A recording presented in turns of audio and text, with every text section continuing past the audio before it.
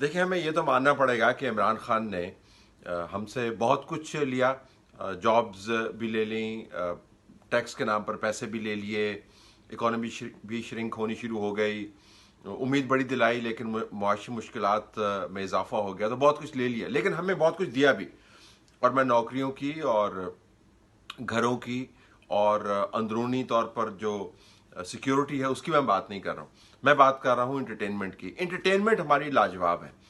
अगर आप ये विजुअल्स दोबारा देखें, जो कि मैं चाहूँगा कि दिखाए जाएं, तो आपको अंदाज़ा होगा कि ये सिर्फ पाकिस्तान के अंदर पीटीआई और उसकी काबीना ही ये काम कर सकती है कि एक ऐसा दौरा जिसके नताइज के बारे में अभी हम थोड़ा सा आपको तजिया करके देंगे। मुमकिन नताइज मुस्बत भी हो सकते हैं और बहुत सारा उसमें मनफी भी हो सकता है।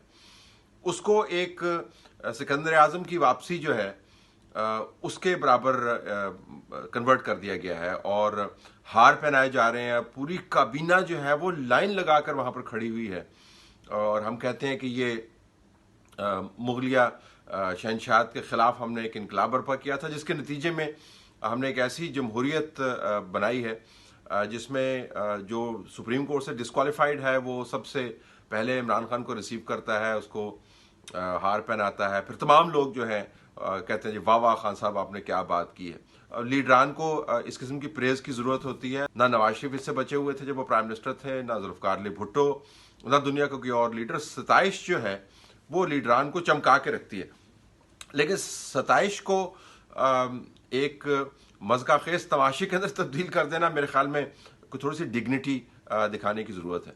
अब ज़रा दौरे के ऊपर वापस आए, जिसके ऊपर इतने भंगड़े डाले जा रहे हैं।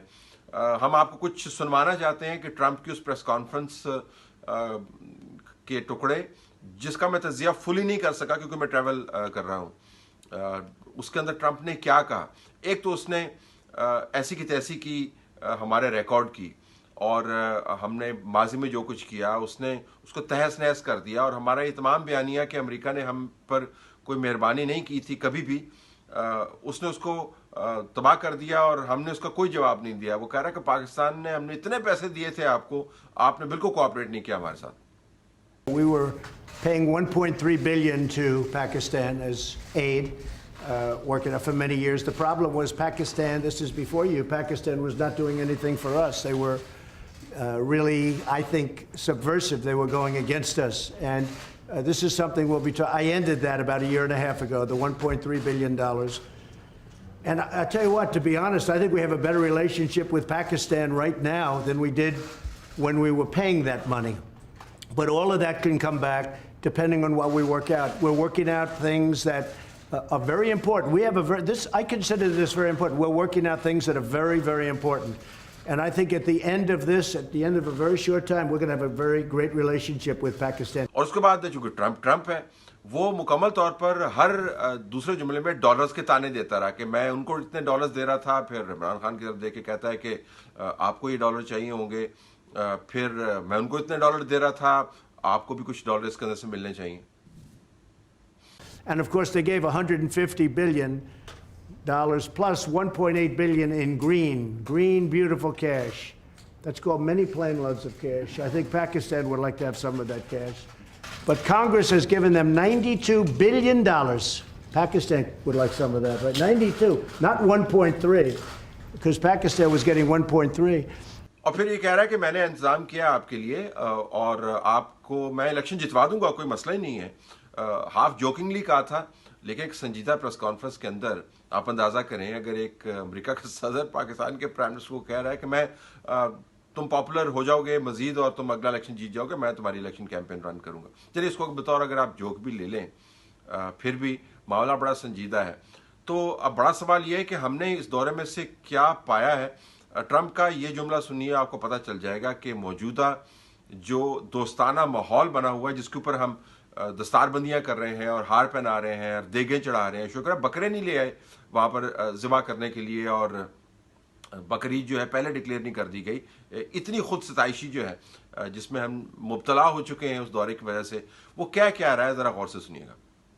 Well, I think he's going to win, and I think what's going to happen, of course, he's got a little ways to wait. But I'll go over, I'm going to campaign for you. I'm going to help him win this game. They're helping us a lot now. I think they could have helped us a lot in the past. I can assure President Trump that whatever we will be saying will be the apps. We will be straight with them.